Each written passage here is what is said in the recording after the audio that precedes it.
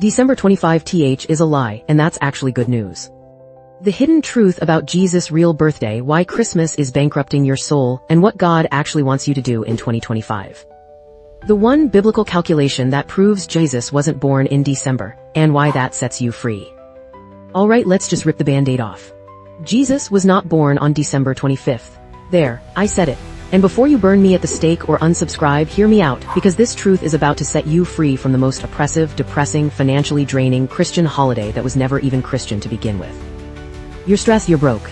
You're pretending to be jolly while you're calculating if you can pay rent and buy gifts. The kids are making lists, the in-laws are expecting you to show up with presents. The church is guilting you into giving sacrificially for their Christmas program. Instagram is showing you everyone else's perfect tree, perfect decorations, perfect family photos, and you're sitting there in your pajamas at 11 p.m. on December 22nd, wrapping dollar store gifts with newspaper because you ran out of wrapping paper and money. And you feel guilty, because isn't this supposed to be the most wonderful time of the year? Spoiler alert, it's not, and it never was, but here's the good news, pun absolutely intended, the Bible never told you to do any of this. In fact, I'm about to show you, using Torah, Aramaic, Ethiopian Bible, Newton's scientific calculations, astronomical evidence, and geophysical data, that not only was Jesus not born in December, but the early church never celebrated his birthday at all. And once you understand why, you're going to feel like someone just lifted a 50-pound sack of guilt, debt, and fake cheer off your shoulders. So buckle up, beloved, we're about to go deep, get witty, and get free. The commercialization problem, why Christmas makes you depressed. Let's get real for a minute, you're stressed out, you're broke. You're faking joy and you feel guilty about it. Why? Because Christmas, as we practice it, has become the opposite of the gospel.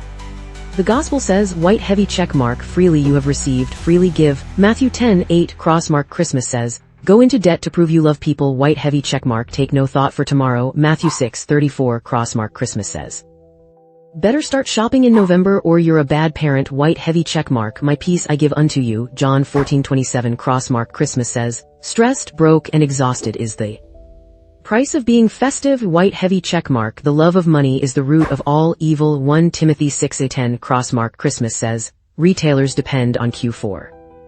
Black Friday is a sacrament. White heavy checkmark, do not be conformed to this world. Romans 12:2, cross mark. Christmas says, everyone's doing it. Your kids will be traumatized if you don't.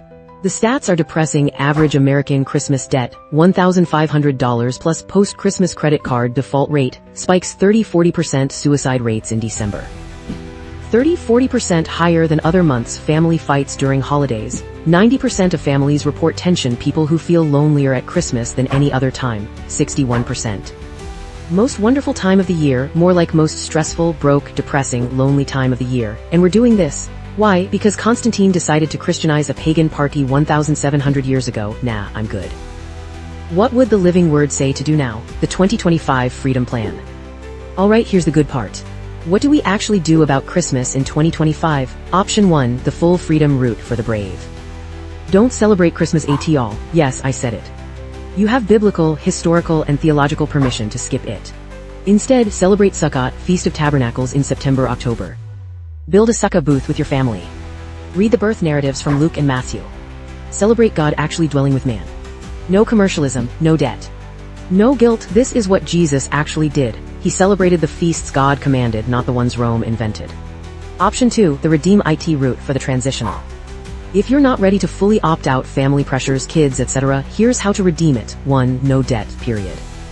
James 5:12 KJV, but above all things, my brethren, swear not, neither by heaven, neither by the earth, neither by any other oath, but let your yea be yea, and your nay nay, lest ye fall into condemnation. Translation. Don't commit to spending you can't afford. Tell your family, we're doing $20 limit per person this year, or handmade gifts. Or no gifts at all, we're not going into debt. And if they guilt trip you, that's their problem, not yours. Proverbs 22:7 KJV, the borrower is servant to the lender. You will not become a slave to Visa to buy your niece a toy she'll forget about in 3 weeks. 2. Focus on the incarnation, not the commercialization. Read Luke 1:2 and Matthew 1:2 with your family. Talk about God becoming flesh. The humility of the manger. The angels announcing to shepherds, poor people, not kings. The simplicity of it all. 3. Serve the poor. Matthew 25:40 KJV, inasmuch as ye have done it unto one of the least of these my brethren, ye have done it unto me. Instead of buying crap no one needs, serve someone who needs help. Buy groceries for a struggling family. Pay someone's overdue electric bill. Volunteer at a homeless shelter. Invite someone lonely to dinner. Do what Jesus would actually do. 4. Skip the guilt. If you can't afford gifts, don't buy THEM. If you can't travel home, don't go. If you're not feeling jolly, don't fake it. Psalm 34:18 KJV, The Lord is nigh unto them that are of a broken heart, and saveth such as be of a contrite spirit. God is closest to you when you're honest about your struggle, not when you're faking cheer. Option 3, the Teach the Truth route for the bold. Use Christmas as a teaching moment. Tell your kids, Jesus wasn't actually born in December. This holiday started as a pagan party. The early church didn't celebrate birthdays. We're going to celebrate it our way, focusing on Jesus, not stuff. Raise a generation that's not enslaved to cultural expectations. The witty, wonderful truth that will cheer you up. Alright, let's lighten the mood because here's the hilarious part, the irony of Christmas. Pagan Rome, let's party on December 25 for the sun god. Early Christians. We don't celebrate birthdays.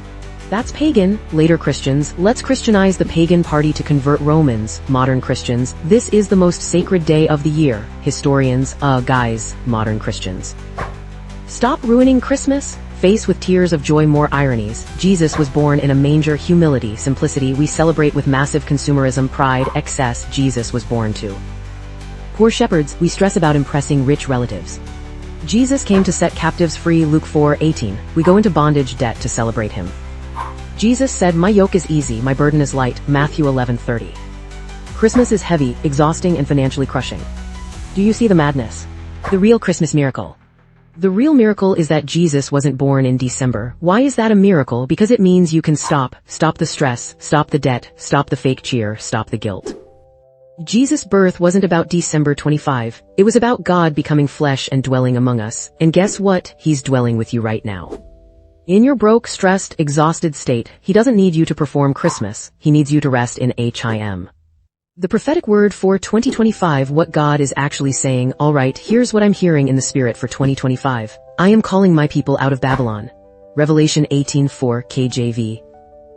And I heard another voice from heaven saying, Come out of her, my people, that ye be not partakers of her sins, and that ye receive not of her plagues. Christmas, as practiced in modern Western culture, is Babylon. It's commerce masquerading as worship. Debt disguised as love. Stress packaged as joy. Conformity pretending to be tradition. God is saying, I didn't ask you to do this. Constantine did, Rome did. Retailers did, but I never did. Want to know scientifically and biblically when the birth of Jesus was? Ask for report. Free, write to embracamazing777 @gmail.com. Be blessed and free.